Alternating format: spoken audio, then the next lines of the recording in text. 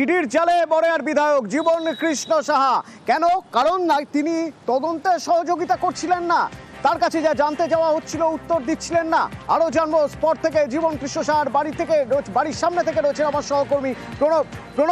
কতক্ষণ ধরে তার সঙ্গে কথা হয়েছে ইডি আধিকারিকদের? এর মাঝে বেশ কিছু নাটকীয় ঘটনা ঘটে গিয়েছে। তিনি পাঁচিল টপকে পালাতে গিয়েছিলেন, তাকে কেন্দ্রীয় বাহিনীর জওয়ানরা ধরে ফেলেন। তিনি মোবাইল দুটো আবার সেই আগের বারের মতো ফেলে দিয়েছিলেন, তবে পুকুরে না পড়ে এবার পুকুর পাড়ে পড়ে মোবাইল দুটো তুলে নিয়ে আসা হয়। তারপর এখন ইডির জালে জীবন কৃষ্ণ সাহা। একটু ডিটেলে জানতে চাইবো কতক্ষণ ধরে ইডি আধিকারিকরা সেখানে ছিলেন, কি কথা জানতে চেয়েছিলেন তার কাছে, যদি কিছু জানা যায়।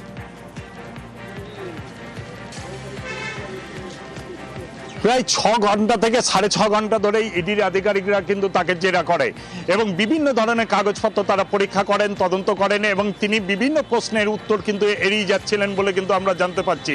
তারপরে কিন্তু তাকে গাড়িতে করে তুলে নিয়ে যাওয়া হয় সিজিও কমপ্লেক্সের দিকে এবং ইডি আধিকারিকরা ইতিমধ্যেই তোমার জীবন কৃষ্ণ সাহাকে গাড়িতে করে তুলে নিয়ে চলে যায় এবং ইডি আধিকারিকদের দাবি যে তাকে যে সমস্ত প্রশ্ন করা হচ্ছিল সেই সমস্ত প্রশ্ন ঠিকমতো উত্তর দিচ্ছিলেন না এবং বেশ কিছু কাগজপত্রে অসঙ্গতি দেখা দেয়। তারপরে কিন্তু তারা সিদ্ধান্ত নেন তাকে এখানে নয়, তাকে কলকাতায় নিয়ে যাওয়া হবে। তারপরে কিন্তু তাকে গাড়িতে করে কিন্তু গাড়িতে তুলে ইডি আধিকারিকরা এই মুহূর্তে কিন্তু বেরিয়ে গিয়েছে। আমরা এই মুহূর্তে তার বাড়িতে রয়েছি এবং এই বাড়িতে ঠিক সকাল 6:30 থেকে 6:30টার মধ্যে ইডি আধিকারিকরা প্রায় 7টা গাড়ি নিয়ে তোমার ঢুকে পড়ে এবং চারদিকে কেন্দ্রীয় বাহিনীর জওয়ানরাও ঘিরে ফেলে এবং ঠিক 2023 সালের তোমার 17ই এপ্রিল সিবিআই আধিকারিকরা যখন এসেছিল ঠিক সেই সময় যখন তার জানতে পারে সেটা ছিল বিকেল বেলায়, ইডি আধিকারিকরা কিন্তু সকালবেলাতে সেই সময় সিবিআই আধিকারিকরা আসার জানার সময় সে কিন্তু পুকুরের মধ্যে তার দুটো মোবাইলকে ফেলে দেয় এবং সেই মোবাইল প্রায় 72 ঘন্টার পর সেই পুকুরের জল সেচ করে সেই মোবাইল দুটো উদ্ধার করেছিল।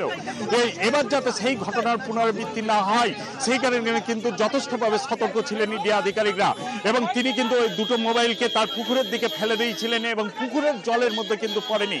আর এই সময় কিন্তু ছিল পুকুর কিন্তু ভরা পুকুর, যদি পুকুরের মধ্যে পড়ে যেত তাহলে কিন্তু সমস্যায় পড়তে হতো ইডি আধিকারিকদের এবং সেই কারণে পুকুরের পাশে পড়েছিল এবং পুকুরের পেছন দিকে তার একটা সিসিটিভি ক্যামেরা লাগানো ছিল, সেই ক্যামেরা দেখেই কিন্তু সেই মোবাইল ফোন দুটো উদ্ধার করে ইডি আধিকারিকরা।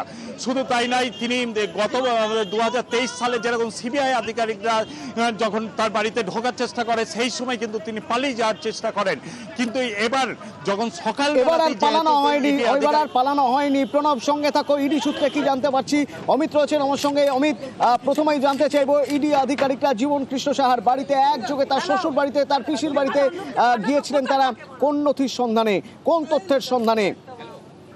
দেখো, অযোগ্য চাকরি প্রার্থী যে টাকার বিনিময়ে চাকরি পেয়েছিলেন, যে আর্থিক লেনদেন হয়েছিল, যে আর্থিক লেনদেন নগদে নেওয়ার পাশাপাশি ব্যাংক অ্যাকাউন্টের মাধ্যমে সেই টাকা ঢুকেছিল জীবন কৃষ্ণ সাহার আত্মীয়দের অ্যাকাউন্টে তথ্য সামনে আসে।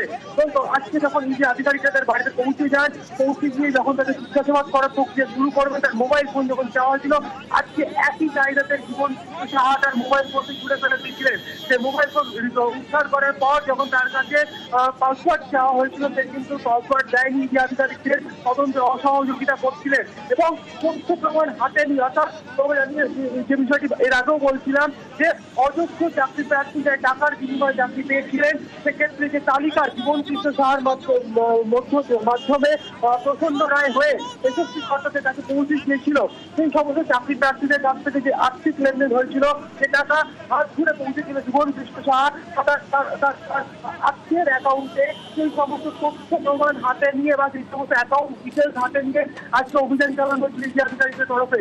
সেক্ষেত্রে তদন্তে অসহযোগিতা করা, তদন্তে সহযোগিতা না করা, বারবার বিভ্রান্ত করার চেষ্টা করে ইডি আধিকারিকদের, এই সমস্ত বিষয় যখন সামনে আসতে শুরু করে এরপরে তারা কিন্তু গ্রেপ্তার করার সিদ্ধান্ত নেওয়া হয় ইডির তরফে। তোমাকে জানিয়ে রাখবো যে এই এসএসসির নবম ও দশম শ্রেণীর শিক্ষক নিয়োগ দুর্নীতি মামলাতে একই কায়দাতে 2023 সালের এপ্রিল মাসে যখন তাকে গ্রেপ্তার করা হয়েছিল, 36 ঘন্টা তার বাড়িতে সিবিআই আধিকারিকরা পুরো সেখানে তল্লাশি অভিযান চালিয়েছিল। সেই সময় কিন্তু তিনি তদন্তে সহযোগিতা করছিলেন না, মোবাইল ফোন জলাশয়ে ফেলে দিচ্ছেন। আজকে যখন ইডি আধিকারিকরা তার বাড়ির পৌঁছন সকালে, তখন একইভাবে প্রথমে দরজা না খোলা, পরবর্তীকালে ইডি আধিকারিক ভেতরে যায়। সেই সময় তার মোবাইল আজকে সাইডে ছুটে ফেলেছিল। পরবর্তীকালে ইডি আধিকারিকের সেই মোবাইল যখন সেখান থেকে সেই জলাশয়ের পাশ থেকে উদ্ধার করে, তারপরে তার কাছে যখন তার পাসওয়ার্ড যখন চাওয়া হয়েছিল, পাসওয়ার্ড সে যখন দেয়নি, এইভাবে কিন্তু তদন্তে সহযোগিতা করছিল না। মূলত তথ্য প্রমাণের ভিত্তিতে অর্থাৎ যে আর্থিক লেনদেন হয়েছে, অযোগ্য চাকরি প্রার্থীরা টাকার বিনিময়ে চাকরি পেয়েছিলেন, তার যে তালিকা অর্থাৎ জীবন কৃষ্ণের মাধ্যমে প্রচন্ড হাত হয়ে সে তালিকা পৌঁছে গেছিল এসএসসি কর্তাদের কাছ থেকে, এবং যে আর্থিক লেনদেন হয়েছিল সেই আর্থিক লেনদেন নগদই যেমন জীবন কৃষ্ণ সাহা নিচ্ছিলেন, একইভাবে তার আত্মীয়দের অ্যাকাউন্টে সেই টাকা যায়। সেই সমস্ত সঙ্গে থাকো অনুপ রয়েছে আমার সঙ্গে, অপর সহকর্মী অনুপ, তোমার থেকে একটু আপডেট জানতে চাইবো। ইডি সূত্রে কি জানতে পারছি, তাকে কি কলকাতায় নিয়ে আসা হবে? আজকে এটা কিন্তু কলকাতায় নিয়ে আসা হবে সিভিল কমপ্লেক্স, সেখানে নিয়ে আসা হয়। বেশ কিছু নথি তাকে জিজ্ঞাসাবাদ করা হয় এবং তার যে দুটি মোবাইল ফোন সেখান থেকে একাধিক উত্তর সংক্রান্ত তথ্য উদ্ধার হয়। এর পরবর্তী ক্ষেত্রে তাকে যখন লেনদেন সম্বন্ধিত বিষয় নিয়ে জিজ্ঞাসাবাদ করা হচ্ছে, বিপুল পরিমাণে যেখানে নিয়োগ দুর্নীতি মামলার ক্ষেত্রে তার যে যোগ সারিস এবং তার পরবর্তী ক্ষেত্রে একাধিক এই সমস্ত তদন্ত জিজ্ঞাসাবাদ কিন্তু তদন্তে বারবার অসহযোগিতা করছিলেন। তার পরবর্তী কিন্তু গ্রেফতার করা হয়। আজকে তাকে সিজিও কমপ্লেক্সে ইডি দপ্তর, সেই দপ্তরে তাকে নিয়ে আসা হবে এবং তাকে নিয়ে আসার পর আদালতে পেশ করার যে সমস্ত নথি আজকেই পেশ করা হলে এমনটা জানতে পারছি। তার আগেই এর মধ্যে মুর্শিদাবাদ থেকে একবার সিজিও কমপ্লেক্সে নিয়ে আসা হচ্ছে। আজকে ইডি সদর দপ্তর, সেই সদর আজই সিজিও কমপ্লেক্সে সম্ভব হলে আজই আদালতে পেশ করা হতে পারে জীবন কৃষ্ণ সাহাকে ইডির তরফ থেকে, এরকম আপডেট পাওয়া যাচ্ছে। প্রণব রয়েছে আমার সঙ্গে মুর্শিদাবাদ থেকে। প্রণব, জীবন কৃষ্ণ সাহাকে নিয়ে আসা হবে কলকাতায়। তার আগে আমার তোমার কাছে জানার রয়েছে যে ইডি তদন্তকারীরা যারা শ্বশুর বাড়িতে গিয়েছিলেন জীবন কৃষ্ণ সাহার, সেখান থেকে তারা কি কোনো নথি পেয়েছেন? সেখান থেকে কি কারোর সঙ্গে কথা বলা হচ্ছে?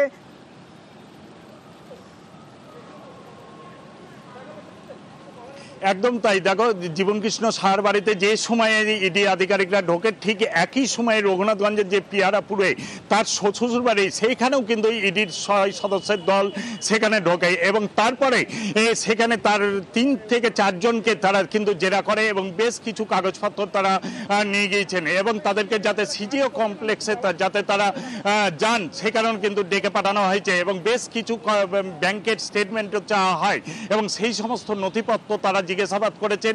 তার যে শ্যালক তাকে জিজ্ঞাসাবাদ করেছেন এবং তার যে নিকট আত্মীয় যারা শ্বশুরবাড়ির তাদেরকে প্রত্যেকে কিন্তু জিজ্ঞাসাবাদ করা হয়েছে এবং বেশ কিছু কাগজপত্র যাতে তারা নিয়ে যায় সিজিও কমপ্লেক্সে, সেই কারণে কিন্তু বলা হয় এবং সেখানে প্রায় 5.5 ঘন্টা ধরে তাদেরকে জিজ্ঞাসাবাদ করার পর তারা কিন্তু বেরিয়ে যায়। একটু জানতে চাইবো, এই যে জীবন কৃষ্ণ সাহাকে অ্যারেস্ট করে নিয়ে আসা হচ্ছে কলকাতায়, তার আগে তাকে কি তার শ্বশুর বাড়িতে নিয়ে যাওয়া হতে পারে? কারণ শ্বশুর বাড়িতে যাদের সঙ্গে কথা হয়েছে, জিজ্ঞাসাবাদ করা হচ্ছে, যাদের কাছ থেকে বেশ কিছু প্রশ্নের উত্তর জানতে চাওয়া হয়েছে, জীবন কৃষ্ণ সাহার সামনে দাঁড়িয়ে থাকলে হয়তো সেই প্রশ্নের উত্তরগুলো অন্যরকম হলেও হতে পারে।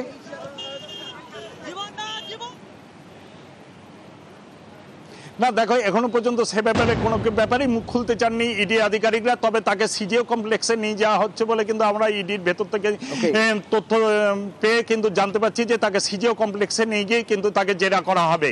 মূলত তিনি যে সমস্ত কাগজপত্রগুলো তার কাছ থেকে পাওয়া গিয়েছিল বাড়ি থেকে, সেই সমস্ত বিষয়ে তিনি কোনো রকমভাবে সহযোগিতা করেননি ইডি আধিকারিকদেরকে।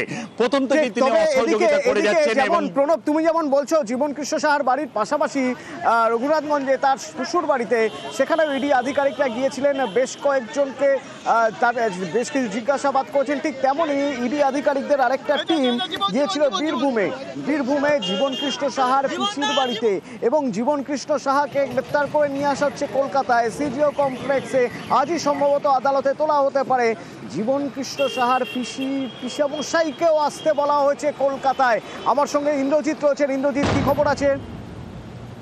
এটা বলে রাখবো, জীবন কৃষ্ণ সাহার যে পিসির বাড়ি সাঁইতিয়া, সেখান থেকে কিন্তু ইডি আধিকারিকেরা দীর্ঘ 4 ঘন্টা জেরা বা তল্লাশি করে বেরিয়ে গেছে এবং তাদের যে বাড়ি, সেই বাড়িতে কিন্তু তাদেরকে জানিয়ে দেওয়া হয়েছে যে এই মাসের অর্থাৎ 28 তারিখে, আগস্ট মাসের 28 তারিখের মধ্যে ইডি দপ্তর অর্থাৎ কলকাতায় গিয়ে কিন্তু তাদেরকে হাজিরা দিতে হবে এবং তাকে হাজিরা দিতে হবে না, এই মায়া সাহাকে কিন্তু হাজিরা দিতে হবে এবং তার সঙ্গে কি কি নিয়ে বলা হয়েছে, তাদের যে সম্পত্তি কিভাবে হলো বা তারা যেটা জানিয়েছে ইডি আধিকারিকদের যে যারা বিভিন্ন বিভিন্ন জায়গায় ব্যাংক লোন নিয়েছেন, সেই ব্যাংক লোন কবে হয়েছে, কিভাবে হয়েছে, সেই সমস্ত বিষয়গুলি কিন্তু জানার জন্যই ইডি আধিকারিকরা আবারও তাদেরকে জেরা করবে এবং তার জন্যই কিন্তু তাকে ডেকে পাঠানো হয়েছে। অর্থাৎ এই মাসেরই 28 তারিখে কিন্তু তাদেরকে ইডি দপ্তরে গিয়ে হাজিরা দেওয়ার কথা বলা হয়েছে, এমনটাই কিন্তু জানিয়েছেন।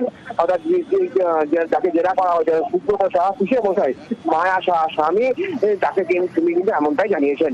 অদন্য ধন্যবাদ ইন্দ্রজিৎ। জীবন কৃষ্ণ সাহা বড়য়ার বিধায়ক এই প্রথম নয়, গ্রেপ্তার আগেও হয়েছিলেন 2023।